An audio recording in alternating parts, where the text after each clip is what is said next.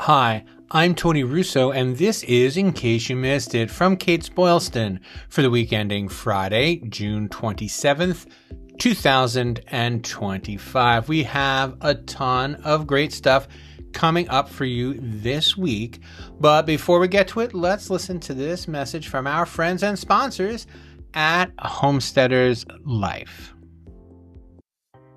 In a business built on trust, consistent financial strength speaks volumes. That's why I'm proud to share that AM Best has once again affirmed Homesteaders' financial strength with an A- excellent rating. Last year was a transformative one for our company, and AM Best affirmation tells us we're on the right track. As a mutual company, owned by our policy owners, we remain laser focused on delivering dependable value, industry-leading support, and future-ready solutions to funeral professionals nationwide. Homesteaders is stronger than ever by every measure. Our partners rely on us for the long term, and it is critical that we execute at a high level today while aggressively planning for the future. Reach out to your Homesteaders account executive to hear more about how we are leading the profession in investing in tools and services that benefit funeral providers. Before we go too far, I do want to preview the upcoming Funeral Service Insider newsletter, which will be out soon, because there's a story in there that I think is worth checking out.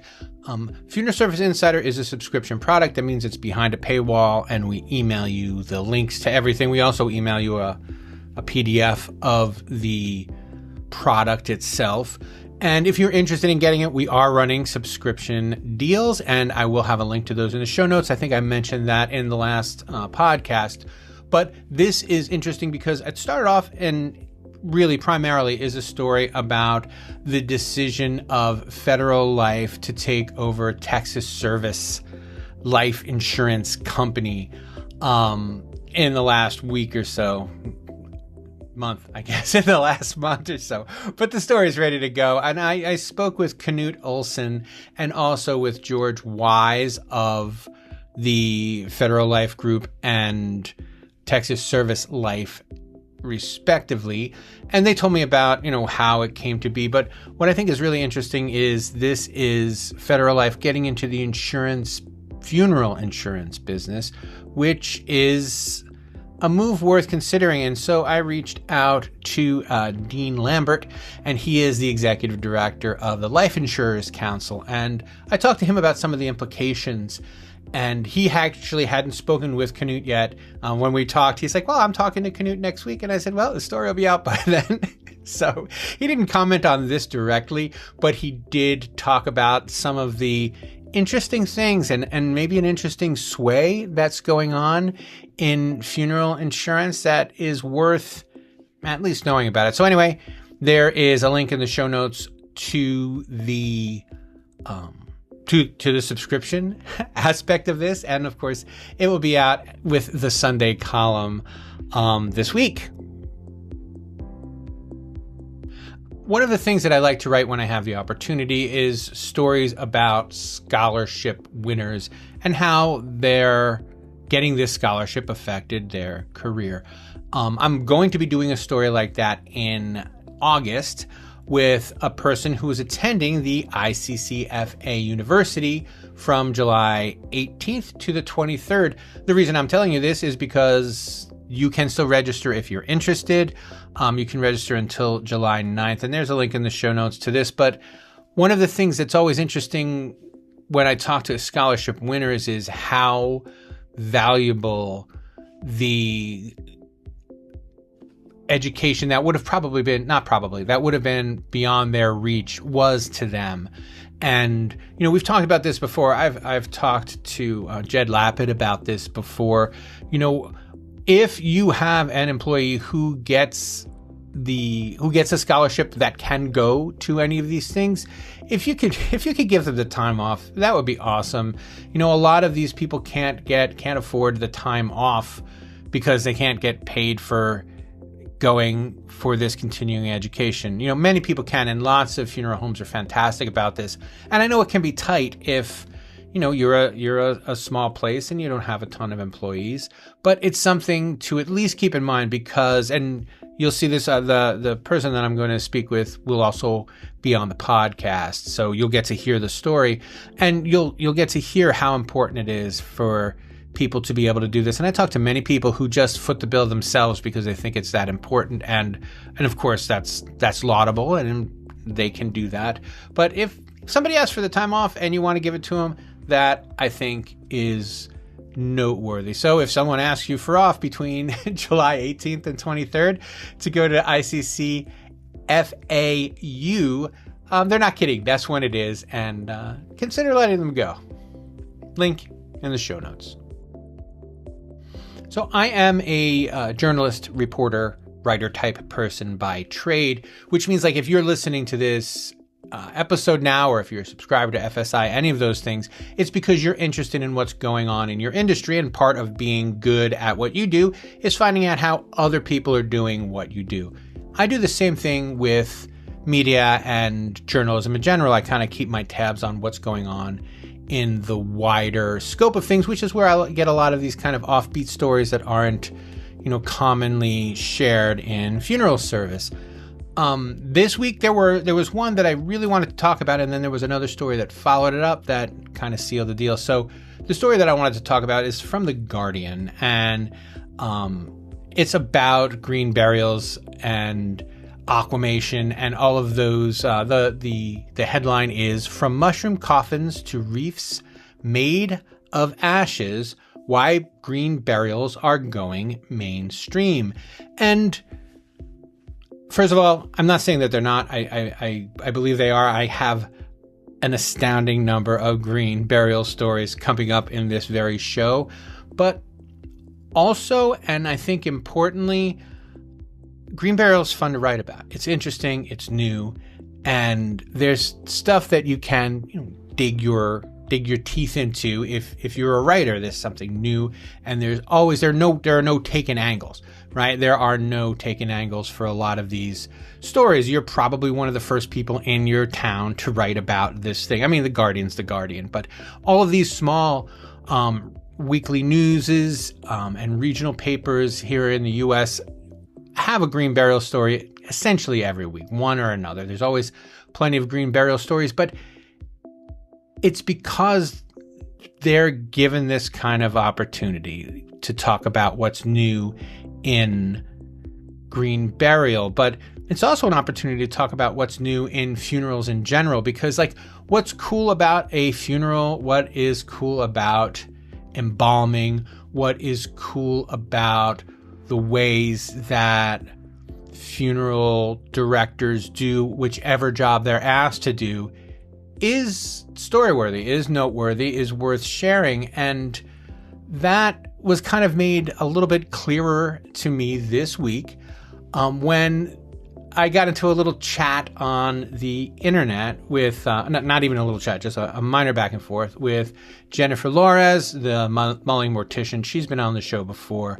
And she was responding to my sharing the HBO breaks 5-year viewership record with The Mortician. So The Mortician is a very, very popular documentary now on HBO, and it's just, I talked about it last week, the week before. I've been talking about it since I mentioned that there is a feature-length movie coming out next year about the same kind of scandal, and it doesn't put funeral service in a bad light. It does make people more curious. And, as I said, with what I call the Penrose effect after the horrible things that happened in Colorado, all of a sudden people are interested in finding funeral home stories, and specifically scandalous funeral home stories, because it's good copy, and there have been more stories than I could even bother sharing with you guys over the last couple weeks about, botched cremation, and it's not been great. It's not been great, and it's because people are keeping an eye on this thing. They're looking for that. And I mentioned it, on the internet, and Jennifer said, and I just want to read you what she said because she's a public person and I'm sure she won't mind. She said, "Now is a great time to use this negative exposure to flip it. If so many folks have watched this series, and they may be receptive to funeral home video tours or open houses that could include your crematory." And I think I agreed, and I elaborated, there's an opportunity here to be more open and to say to the community, like, if you have your own on-site crematory and you're not, I said this last week, I think, and you're not banging pots about that, I think you may be missing an opportunity. So turning this kind of on its head to, why do we do embalming? Like, now that people are really interested, really, head up about funeral service, the stories that you guys tell me about embalming, you could tell pretty much any reporter, and I swear to God, they'll love it. These are great stories. So it might be a good opportunity, as Jennifer pointed out, and I 100% agree, to kind of go on the offensive. If you have things about your funeral home that you want to share, and you can do it on social media. You don't have to get coverage, although I assure you, you may very well get lots of coverage if you do it right and if you share openly and honestly. So anyway, and if you're willing to talk about why that couldn't possibly happen at your crematory, that's what I was saying last week, right? If you wanted to say that, well, we use this very particular tracking system and you can watch from the first second we take your loved one into our care until we present you with that person's cremated remains, that is a great story. It's a great story about funeral tech. We talk about funeral tech all the time. None of your neighbors talk about funeral tech, right? No one who's not in the business is talking about funeral tech, but simply, a story about how you track people's loved ones for the entire duration of their time with you is interesting. And I think people would like to know about it. And again, it's something you could do is simply a Facebook video or a TikTok poster. I'm not a social media person, but that kind of thing, I think it would do very well. So anyway, there's a link to those stories in the show notes, to the HBO story and to the Guardian story.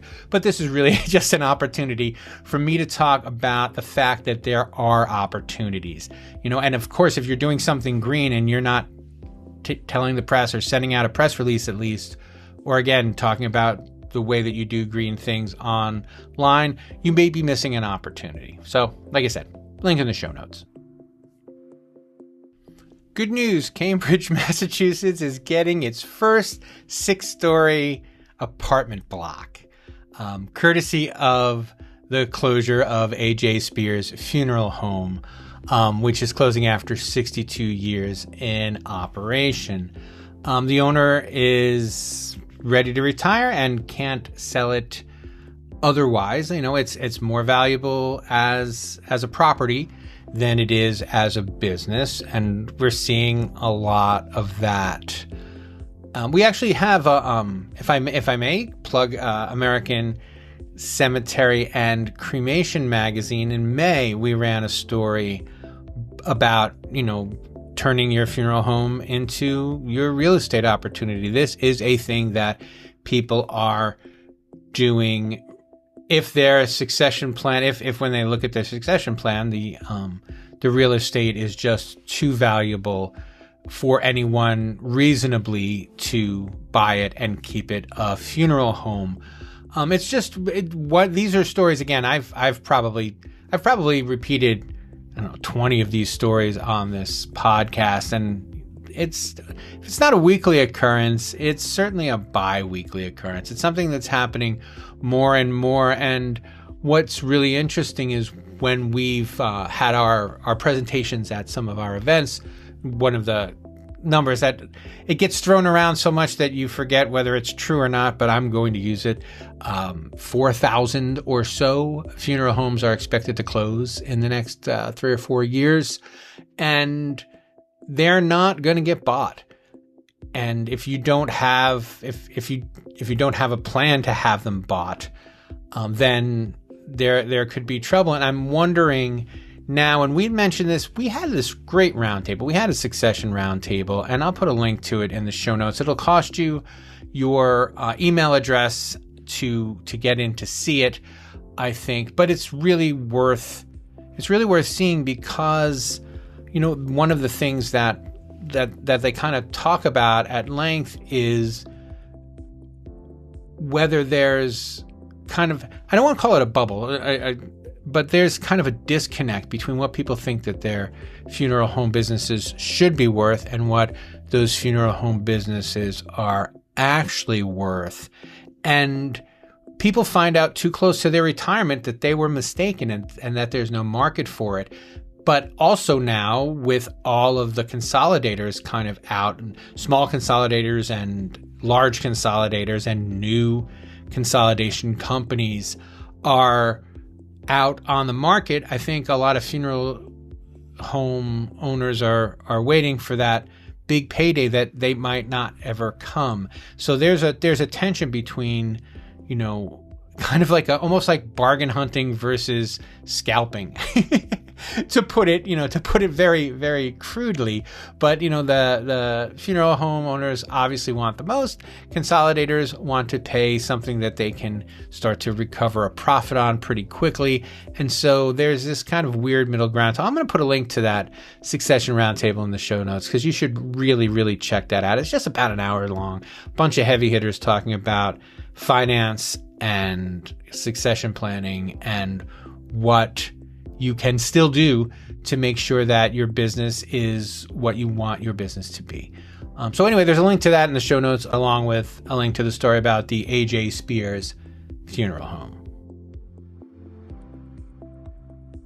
A couple years ago, a woman named Patricia Quigley was our funeral director of the year for American Funeral Director magazine. And it's a great story. She was on the podcast. She was also in FSI, the newsletter. She got a lot of coverage, around that. And she works at the Laurel Hill Cemetery. She does not. She works at the Laurel Hill Funeral Home. But they just had a big program in Philadelphia a couple weeks ago. I mentioned it on here, and she was in there talking about shrouding and things like that.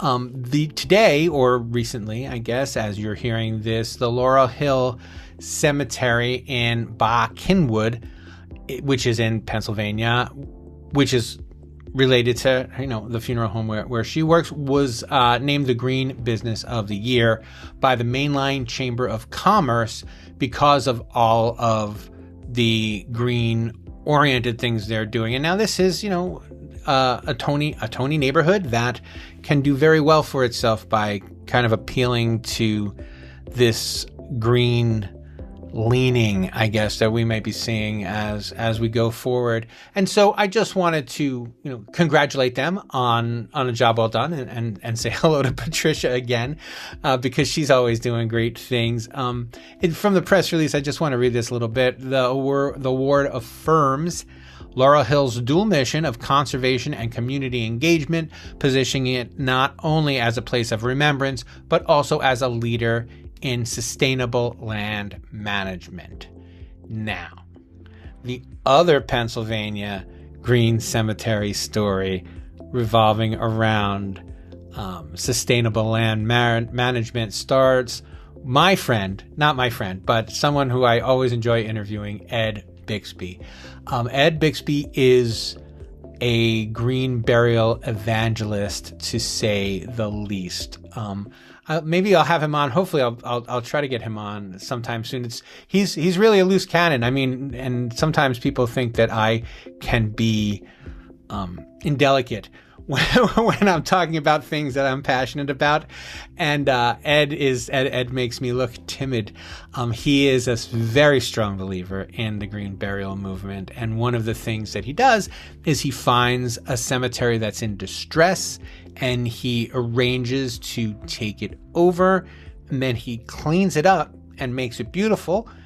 And then he finds the empty spaces or the undeveloped land, and he uses those plots to create a green cemetery. And so then he has these beautiful old cemeteries are essentially the entranceway into the green burial space, and it becomes a really interesting dynamic. And he picked up this week, as I'm reporting, his 14th green cemetery. He's done this 13 other times. We've done features on him when he did the Steelman Town Cemetery, which was before even I started here, but he bought the Mount Vernon Cemetery in North Philadelphia. It is about 27 acres. It has about 33,000 filled graves in it, and he purchased it for $1, and he will spend the next couple of years, probably not years. He's really efficient.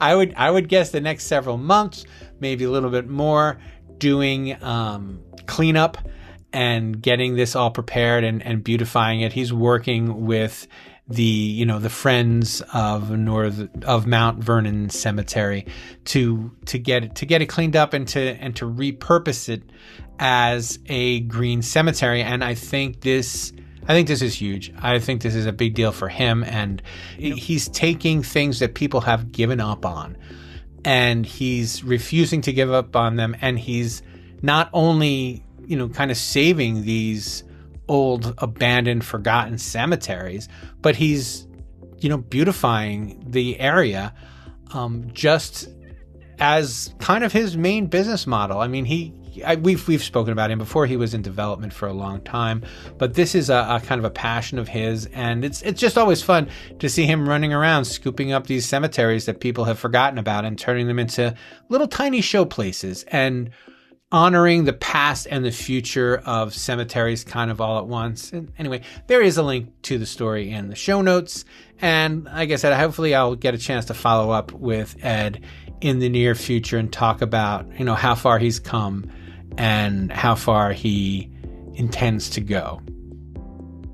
And finally this week, I want to not eulogize, but mention the passing of Mongo, the beloved black and white tuxedo cat who was the, grief relief animal at the Iantoni Funeral Home in Coventry, Rhode Island. There was a nice little story, and there's a link to it in the show notes with all the fun, heartwarming, details about Mongo in the link to the show notes. But I just thought it was cool that the funeral home, that the cat made such a difference to a large area funeral home that it got its own kind of specialized, reported obituary instead of just 4 lines or some AI composed Mongo is no longer with us.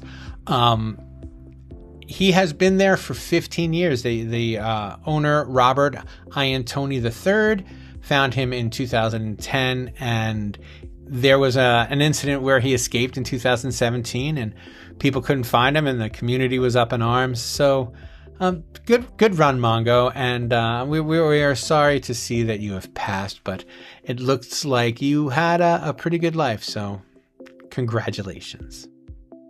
That will kind of wrap us up for the week. Before we go, I want to welcome all the new listeners. We've had a couple big bumps in the last couple weeks, and it's always fantastic to see when the numbers go up because I like doing this, and I like the fact that at least some of you seem to like that I do it. So thank you for watching.